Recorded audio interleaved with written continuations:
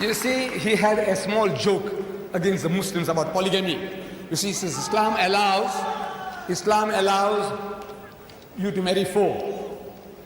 He didn't quote the verse correctly. He was saying Surah Nisa, verse 3, or something to the effect. The Quran says, marry women of your choice by twos and threes and fours, but if you cannot do justice between them, marry only one.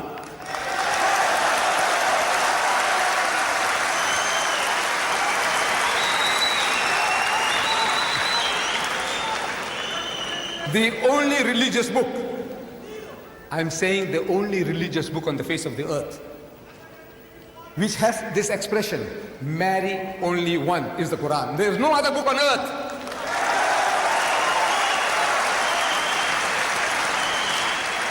And this is the solution to your problem.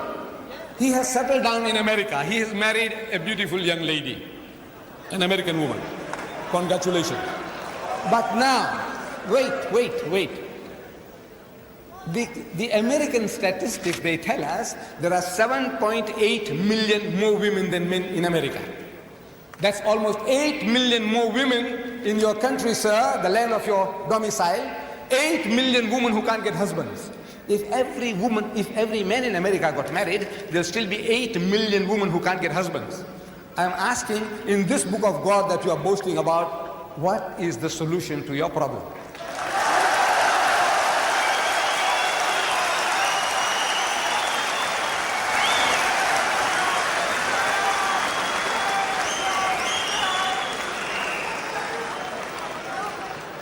Jimmy Swaggart.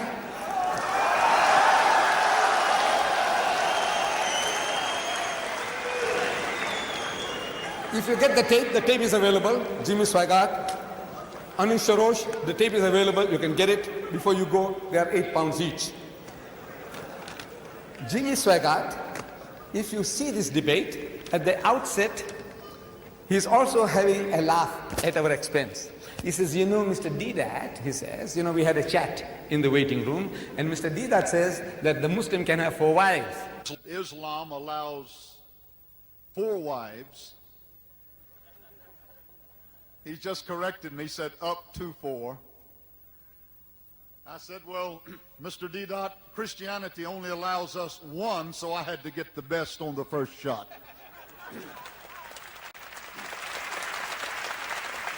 But you see, Christianity allows us only 1. And I had to choose the best.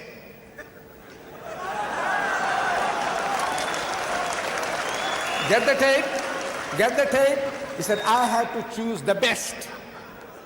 And the best was not good enough.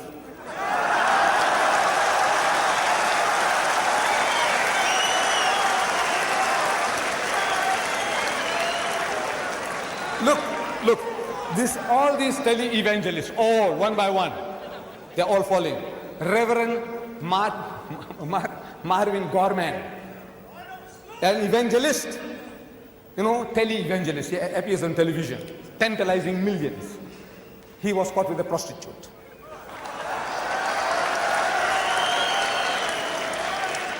Jim Becker, with Jessica Hans, another prostitute.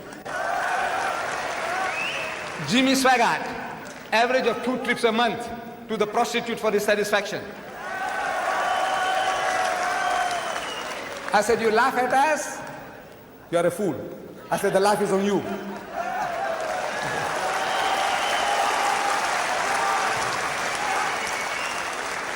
You Americans, you have a problem. You Britisher, you have a problem. You French, you have a problem. You Germans, you have a problem. And to these, there are no solutions in your book. No solution. Islam gives an answer to your problem.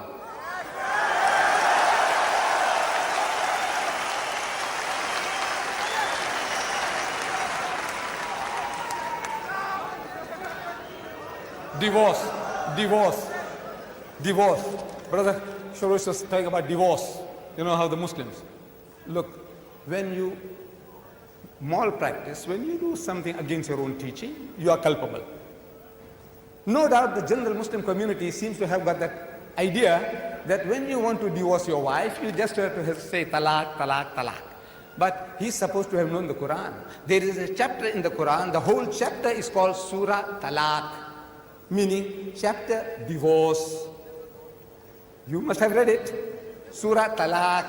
Talaq means divorce.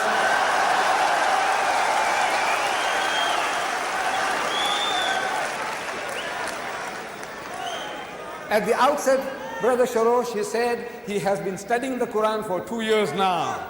2 years. Sure. See what the Quran says, please, brother. And then point a finger at the Quran and say, look, this Quranic teaching is not right, it's not feasible, it's unreasonable. Talk about the Quran. Don't talk about the Muslims. As much as we have bad Muslims, you have bad Christians.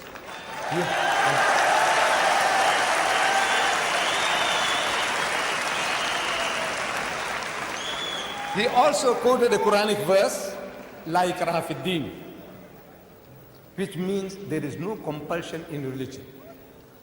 Compulsion is worthless. At the point of the gun or the knife, you force somebody to say, read the Shahada, the Kalima, the Creed of Islam, and the man is forced to read. What is it worth? Nothing. There is no compulsion in religion. But the insinuation is that the Muslims were doing compulsion. I said, look, my brother, Sharosh, you are a proof that the Muslims didn't use any compulsion for 1,400 years.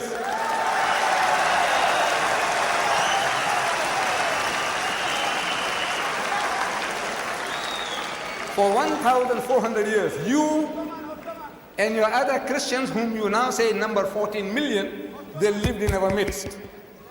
In Egypt, the Muslims have been the overlord of that country for 1,400 years. For a few years, the French came, for a few years, the British came, but overall for 1,400 years, the Muslim has been ruling that land. And yet, today, you can boast there are 10 million Coptic Christians in Egypt.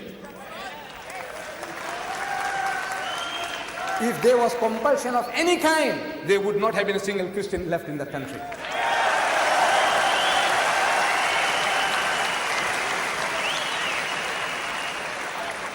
The Muslims ruled Spain for 800 years.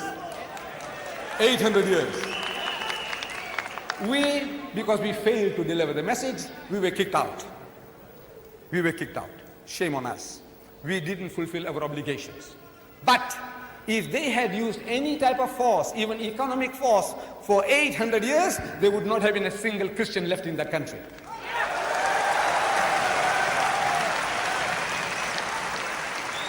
We Muslims, we ruled India for 1,000 years. But after 1,000 years of Muslim rule, eventually when partition takes place, the Muslim gets 1/4, the Hindu gets 3/4. Why? Because we didn't do the job. We didn't use any compulsion.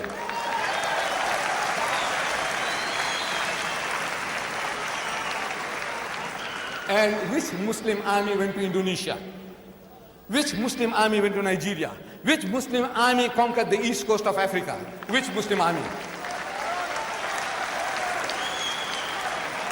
Today, the Britisher and the American, he's coming towards Islam. I want to know what sword? What sword? What sword is the Muslim using? The sword of the intellect. George Bernard Shaw, he said, if any religion has a chance of conquering England, nay Europe, within the next 100 years, so that religion is Islam.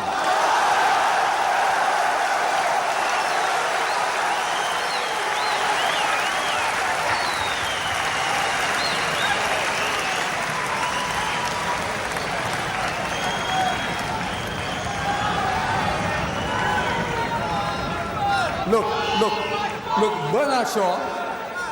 Bernard Shaw had the foresight, he could see.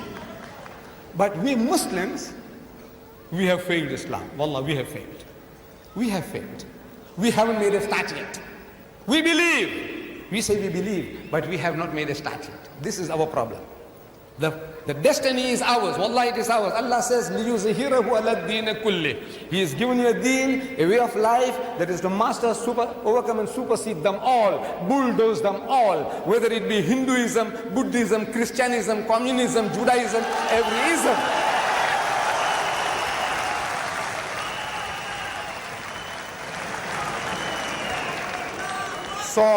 Sword. I'm asking, what sword? Thomas Carlyle. Thomas Carlyle in 1840, he delivered a series of lectures here in the UK. In England, Thomas Carlyle, one of the greatest thinkers of the past century. Thomas Carlyle. And he says, the sword. He said, the sword indeed. But where will you get your sword? He said, every new opinion at its beginning is precisely in the minority of one. In one man's head alone, there it dwells as yet. That he take a sword and try to propagate with that will do little for him. He said, first you must get your sword. And how do you get your sword? Through the intellect, through reasoning. Udu ila sabili rabbika bil hikmati. Allah says, invite all to the ways of thy Lord with wisdom, the sword of the intellect of wisdom. Wal maw'izatil hasanati, and with beautiful preaching. Wajadilhum billati ahsan, and reason with them in the ways that are best and most gracious. This is the sword.